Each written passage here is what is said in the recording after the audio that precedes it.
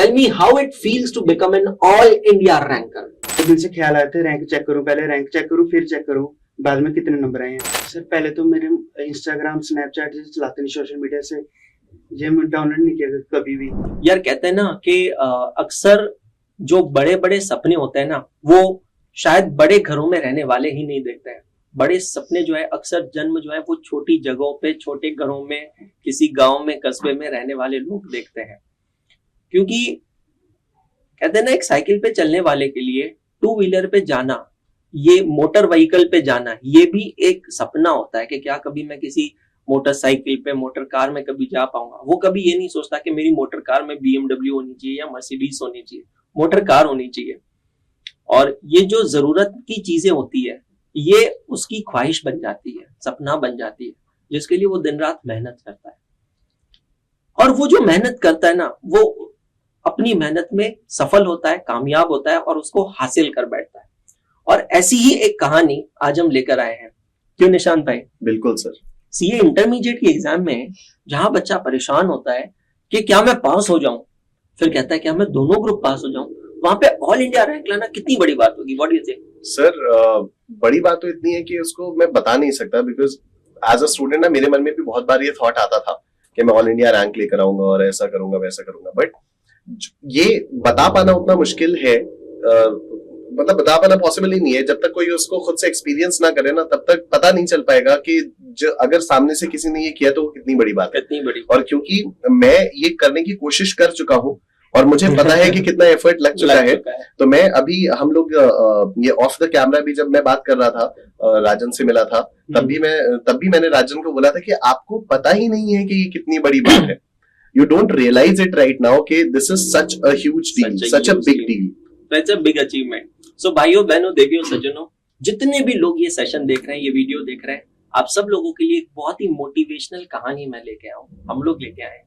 हमारा एक student Rajan Kumar CA intermediate जनवरी 25 examination में 451 मार्क्स लेकर आता है आउट ऑफ 600 मार्क्स।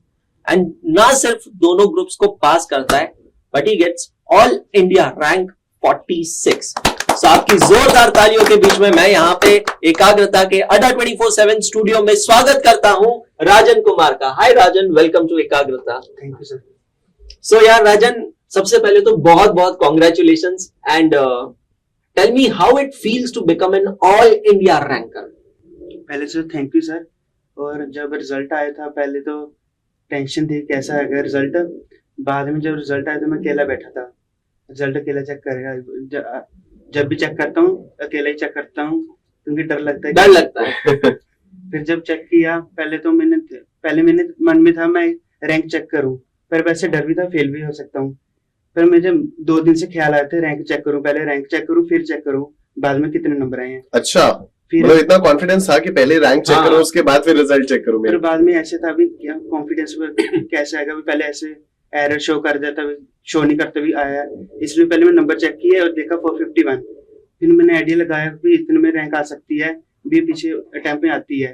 फिर मैं स्कोर बिना इंडिविजुअल स्कोर देखी नहीं सब्जेक्ट के, और सीधा रैंक मेरिट लिस्ट चेक की और उधर शो किया 46। और मैं बाकी पेरेंट्स के पास गया और बताया भी मेरी रैंक आएगी और मैं पास हो गया बोध ग्रुप। अरे ये बताते बताते ना गूज़बम्स हम लोगों को आ रहे हैं। तो राजन ना यार एक बार सभी बच्चों को बताओ, बहुत सारे लोग ये सेशन देख रहे हैं, आई एम श्योर आपने भी ऐसे बहुत सारे सेशंस पहले देखे होंगे। और कभी ऐसा आपने मैनिफेस्ट किया था कि कभी ऐसा मेरा भी इंटरव्यू होगा, किसी दिन मेरा भी ऐसा पॉडकास्ट होगा, मैं भी कहीं बैठूंगा, या जब हमसे पढ़ते थे तो कभी ये सोचा था कि यार हम लोगों के साथ बैठोगे ऐसे सामने आकर, कभी ऐसा मैनिफेस्ट किया आपने?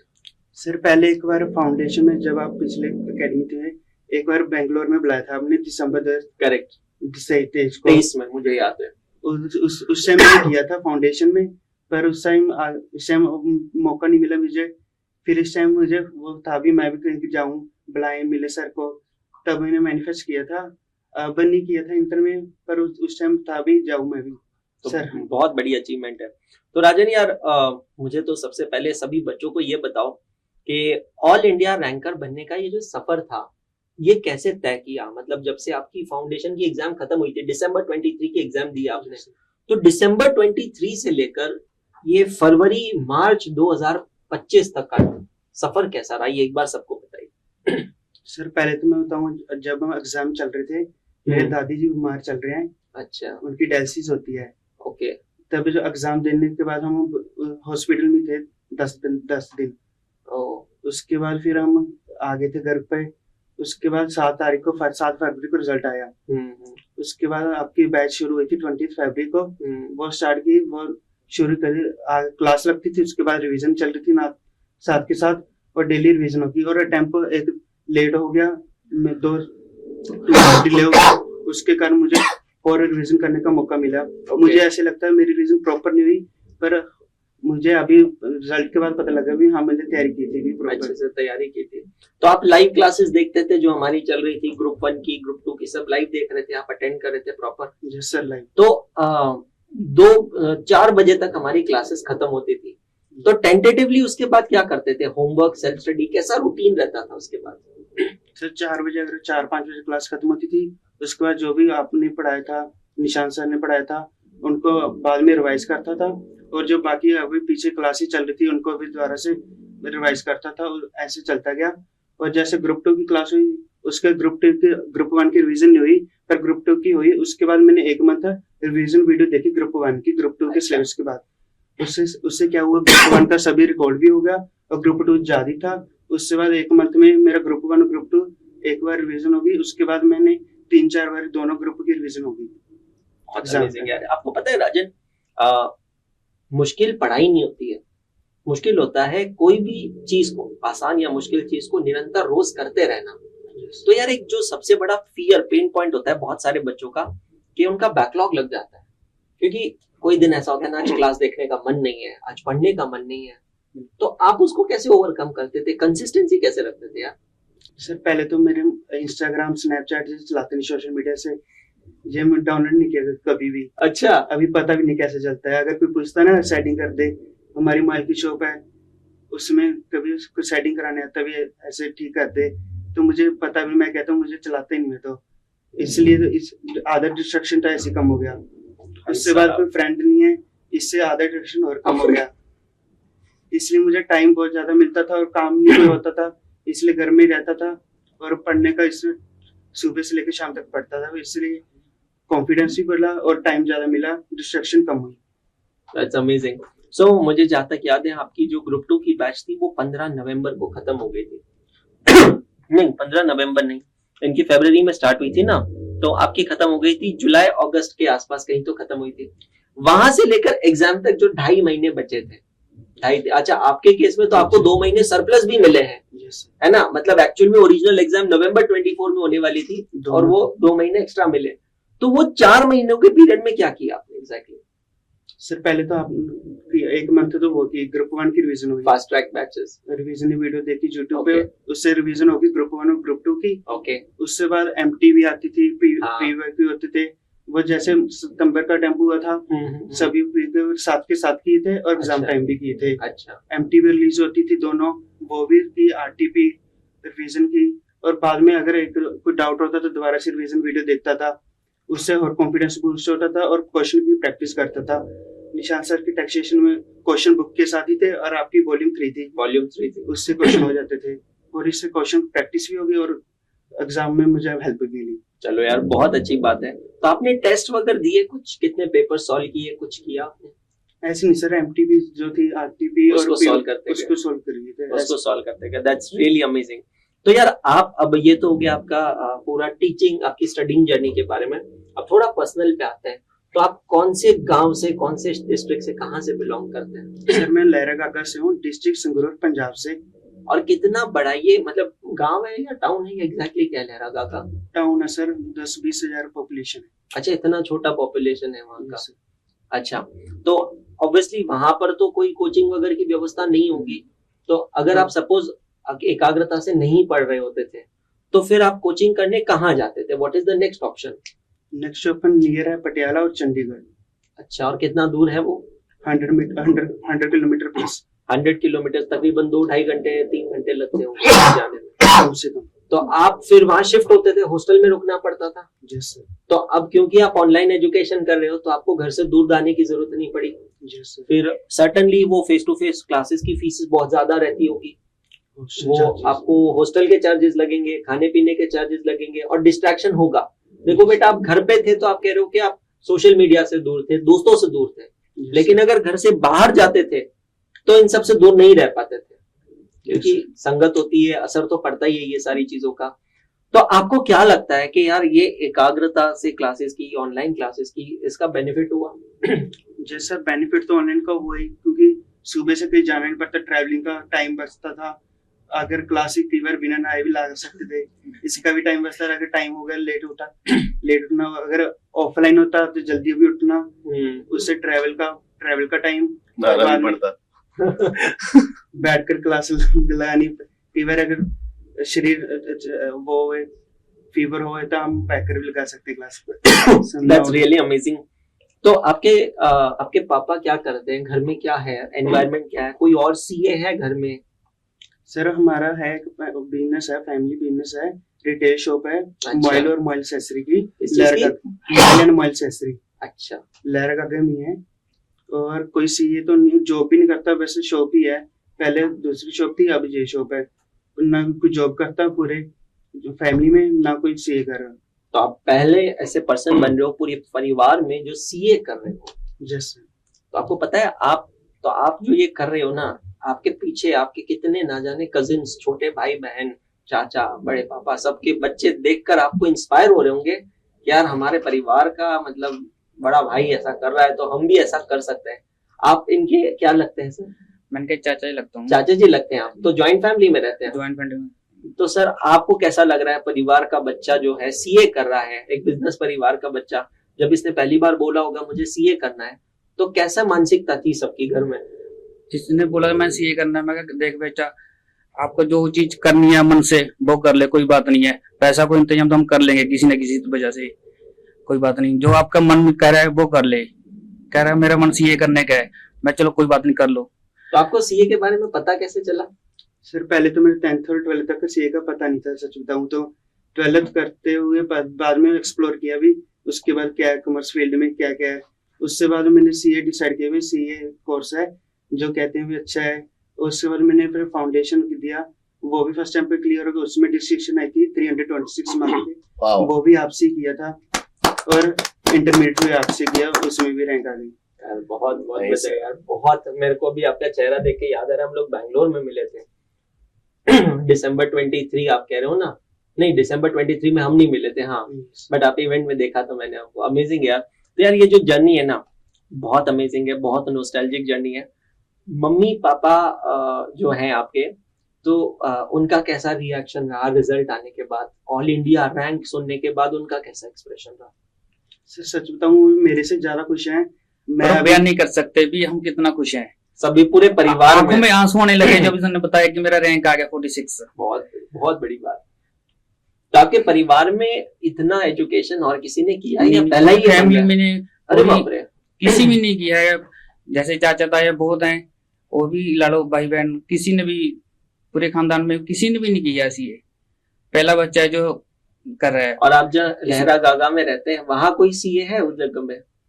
4-5 है। 4-5 ही है?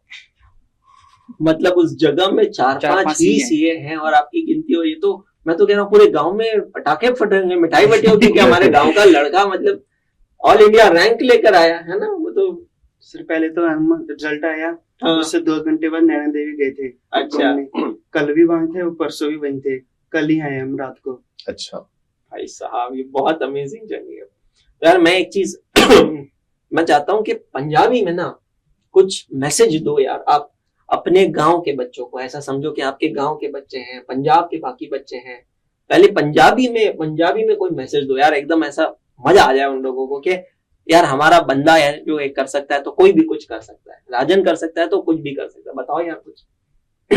देखो भाई मित्रों, पेपर आप मेहनत करनी पड़ेगी। जिसने पास होना तो दिन रात एक करनी पड़ेगी।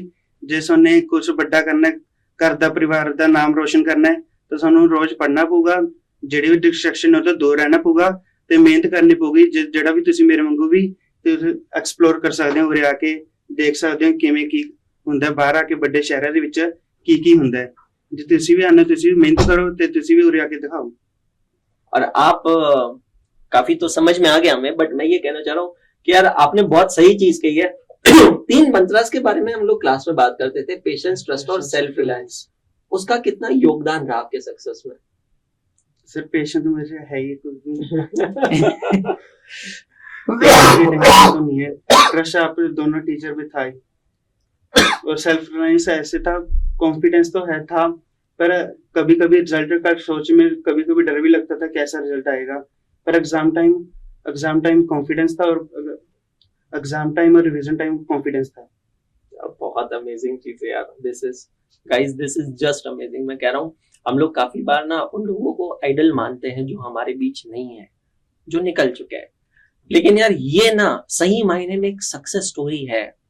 ये वो स्टोरी है जो हर एक बच्चे को देखनी चाहिए कि यार हम किस तरीके से हमारे लाइफ के चैलेंजेस से लड़ते हैं, डिस्ट्रैक्शंस को अवॉइड करते हैं और हमारी मंजिल से नजदीक बढ़ते हैं, हमारी मंजिल के करीब बढ़ते हैं हर एक दिन, एवरी सिंगल डे। हर एक का अपना पर्सपेक्टिव होता है। हम कुछ और एंकर्स के साथ मिलेंगे, वो कहेंगे कि यार हम तो सोशल मीडिया यूज कर रहे थे, इसका अपना पर्सपेक्टिव है। ये चीज समझना है कि ऐसे कोई प्री पैकेज्ड सॉफ्टवेयर नहीं है जो सबके लिए सूटेबल हो कि ये सॉफ्टवेयर इंस्टॉल कर लिया और ऑल इंडिया रैंक आ गई। हर एक की परिस्थिति अलग है, और परिस्थिति जब मैं कहता हूं तो इनर एनवायरनमेंट अलग होता है और आउटर अलग होता है। हमारे आसपास का माहौल अलग चीज है, पर हमारे मन के भीतर जो चल रहा है वो हर एक इंसान के अलग होता है। आप अपने बड़े भाई से अलग होंगे, वो आपसे अलग होंगे, घर के बाकी सदस्यों से अलग है। हमारे शरीर में कभी कोई बीमारी भी होती है, कभी कोई थॉट भी होता है, कभी हमारी कोई ऐसी आदत होती है जिससे हम खुद परेशान हैं। जैसे कुछ बच्चे कहते हैं मुझे नींद बहुत आती है, तो ये एक आदत है। आलस है, ये एक आदत है, इससे परेशान है। कोई बच्चे कहते हैं मेरा थ्योरी सब्जेक्ट बहुत कमजोर है, ये भी एक परेशानी है। तो इससे आपको जूझना है और इसका सामना करना है। या राजन मुझे ये बताइए कि अब आगे का प्लान क्या है? आगे क्या करना चाहते हो लाइफ में? आगे तो सर पहले सीए बनने के बाद जो भी फैमिली के ड्रीम है उनको पूरा तो करना। आर्टिकलशिप कहाँ करने जाओगे? आर्टिकलशिप सर अभी ट्राई कर रहा हूँ, अगर बिग फोर में ट्राई करेंगे उधर हुआ तो बिग फोर में। करवा दे बिग फोर में आपका? Yes sir. जाओगे मुंबई? Yes sir. चलो बहुत बढ़िया, मुंबई एनवाई में इंटरव्यू सेट करवा देते हैं आपका। बहुत बढ़िया। हमारा ऐसा ही एक स्टूडेंट है, उसकी सिस्टर ऑल इंडिया रैंक आई है 46। कल आप मिलेंगे उससे, वो बटाला से है, पंजाब से। अच्छी। तो उसका जो भाई है वो हमारा ही स्टूडेंट था, और अब बहन भी अब हमारी स्टूडेंट रही है। तो उसने आर्टिकलशिप की है PwC मुंबई से। मुंबई गया था आर्टिकलशिप करने, साल भर बाद ट्रांसफर लेकर वापस आ गया बटाला। पर वो एक एक्सपीरियंस बहुत अलग है। अब बड़े शहर में जाओगे, उसके तौर तरीके सीखोगे, बड़े लोगों के बीच में काम करोगे, तो वो भी जिंदगी में सीखना है। बिल्कुल, क्योंकि आप सीए बनने के बाद अगर आप कुछ बड़ा करना चाहते हो तो आपको बाहर निकलना पड़ेगा। यार दोस्तों, राजन को हम लोगों ने इनवाइट किया है गुड़गांव में, और 7 मार्च 2025 को कल हमने यहाँ पर फेलिसिटेशन सेरेमनी रखी है राजन की, और फेलिसिटेशन करने वाले हैं बोट कंपनी के founder CA Aman Gupta sir. कितने एक्साइटेड है आप अमन सर से मिलने के लिए? सर बहुत ज्यादा हूँ। मैंने शार्क टैंक के सभी 4 के 4 सीजन देखे, 4 सीजन आए अभी के, वही देख रहा हूँ। उनको भी पहले से भी देखा था, सोशल मीडिया पर देखता था, और उनको अभी देखने के लिए बहुत एक्साइटेड हूँ, और बोर्ड के प्रोडक्ट यूज करता हूँ, तो और अभी मिलने में और अच्छा लगेगा। तो आप यहाँ पर अपनी ड्रीम जर्नी पे आए हैं। Yes sir. आप एरोप्लेन में आए हैं चंडीगढ़ से यहाँ दिल्ली तक, आपने एयरपोर्ट देखा है, आपने देखा है कि यार बड़ा ऑफिस कैसे होता है, किस तरीके से लोग ऑफिस में काम करते हैं, क्योंकि ये आपकी लाइफ होगी फ्यूचर में। इस तरीके की लाइफ आप जीने वाले हैं, इस तरीके से लोग काम करते हैं, और कल इतनी नजदीक से अमन सर के हाथ से आपको इनाम मिलने वाला है। तो डेफिनेटली यार आप अपने गांव जब वापस जाएंगे तो बहुत ही प्राउड फील करके जाएंगे कि हाँ यार हम देखिए ये टीवी में जो आ रहे हैं ना, अगला एपिसोड जब शार्क टैंक का देखेंगे तो ये जो टीवी में आ रहे हैं ना अमन सर, है ना सर, इनके साथ मैं कल इन्होंने मुझे अवार्ड दिया। और हमें भी कभी यूट्यूब पे देखें तो बोले ये वो टीचर्स है देखो जिनसे मैं मिल के आऊं। सर आप क्या मैसेज देना चाहेंगे? आप इसको देखकर अपने घर के बाकी बच्चों को क्या मैसेज देना चाहेंगे? देख, सब तो पहले जी मैं गाकरदार टीम ਦਾ ਸਭ ਤੋਂ ਤਹਿ ਦਿਲੋਂ ਧੰਨਵਾਦ ਕਰਦਾ ਜੀ, ਜਿਨ੍ਹਾਂ ਮੇਰੇ ਬੱਚੇ ਨੂੰ ਇੰਨੀ ਲਗਨ ਨਾਲ ਪੜਾਇਆ ਜੀ, ਪੂਰੇ ਤੱਕ ਪਹੁੰਚਿਆ ਜੀ। ਮੈਨੂੰ ਆਪਣੇ ਬੱਚੇ ਤੋਂ ਬਹੁਤ ਜ਼ਿਆਦਾ ਪ੍ਰਾਊਡ ਮਾਣ ਹੋ ਰਿਹਾ ਜੀ, ਪ੍ਰਾਊਡ ਫੀਲ ਹੋ ਰਿਹਾ ਜੀ। ਇਹ ਦਿਨ ਰਾਤ ਮਿਹਨਤ ਕਰਦਾ ਸੀ ਜੀ ਤਾਂ ਉਰੇ ਤੱਕ ਪਹੁੰਚਿਆ। ਇੱਕ ਗਰੀਬ ਪਰਿਵਾਰ ਦਾ ਬੱਚਾ ਉਰੇ ਤੱਕ ਪਹੁੰਚਣਾ ਬਹੁਤ ਵੱਡੀ ਗੱਲ ਹੈ ਜੀ। बहुत बड़ी बात है, सही बहुत बात। बड़ी बात है जी। इसलिए इससे मैंने बहुत ज्यादा प्राउड फील हो रहा है। मेरे को कोई शब्द नहीं आएगा कि मैं अपनी खुशी बयान कर सका जी, जिंदगी के ज्यादा अंदर मैंने खुशी हो रही है जी। आपके घर में और भी तो बच्चे होंगे हाँ, छोटे? मेरा बेटा एक 7 साल का। तो उसको पता चला है कि घर हाँ में जी, क्या हाँ। हुआ है? बहुत बहुत आज भी छोटा कह है, रहा 7 साल तो वैसे। बहुत आज भी कह रहा है कि मुझे साथ में लेकर चलो। अच्छा। मैं कहा नहीं बेटा, अभी तुम छोटे हो, तुम भी हाँ। स्टडी करो और तुम्हें भी फिर ऐसे ही लेके जाएंगे फिर। मेरा छोटा बेटा है 8 साल का, वो अमन गुप्ता का बहुत बड़ा फैन है। ओके। तो उसको जब पता चला है कि हम लोग कल मिलने वाले हैं अमन गुप्ता जी से, तो पापा मुझे भी मिलना है पापा। तो मैं यही कहना चाहता हूँ, बच्चों को सपने दिखाना पड़ेगा, बच्चों को ये समझाना पड़ेगा कि देख, आपका जो बड़ा भाई है, प्रा कहते हैं ना पंजाबी में बड़े भाई को, आपका जो प्रा है, ये क्या कहते हैं? प्रा भी कहते हैं, बीरा भी कहते हैं। हाँ, बीरा। आपका जो प्रा है, आपका जो बीरा है, वो देखो क्या हासिल करके आया है। जब नेक्स्ट टाइम जब टीवी में अमन गुप्ता को देखेंगे तो दिखा सकते हो कि देखो ये रहा मैं सामने, वो बच्चे के दिमाग में जगह बन जाएगी। बिल्कुल। कि यार मेरे प्रा ने ये किया है तो मैं भी ये करूंगा, मैं भी सीए बनूंगा। और वो एक बार होता है, एक सीए बन गया ना परिवार में, फिर तो लाइन लग जाती है। यार बहुत गर्व महसूस हो रहा है, हमारी पूरी दुआएं आपके साथ हैं और बहुत आगे बढ़ो, उन्नति करो, अपना अपने परिवार का सबका नाम रोशन करो। आप कुछ कहेंगे? नहीं सर, बहुत बढ़िया यार। मैं तो अगेन आई नो कि कितना डिफिकल्ट होता है ये एंड सुपर प्राउड, दिल से बहुत प्राउड फील कर रहा हूं मैं। बस एक आगे के लिए एडवाइस देना चाहूंगा कि जितनी सिंसियरली और सीरियसनेस के साथ तुमने यहाँ पर पढ़ाई किया ना इंटरमीडिएट की, उतनी ही सिंसियरिटी और सीरियसनेस चाहिए होगी सीए फाइनल के लिए भी, ठीक है? और वो आर्टिकलशिप के साथ साथ करना होगा। तो बाकी डेडिकेशन में कोई कमी है नहीं। एंड बस मैं तो 2-2.5 साल बाद, 3 साल बाद यहाँ पर तुम्हें फिर से देखना चाहता हूँ as a chartered accountant, all India rank chartered accountant. तो that is my manifestation for you, that is my wish for you, and I wish you all the very best. Thank you sir. चलिए, all the very best. Thank you so much. Thank you sir.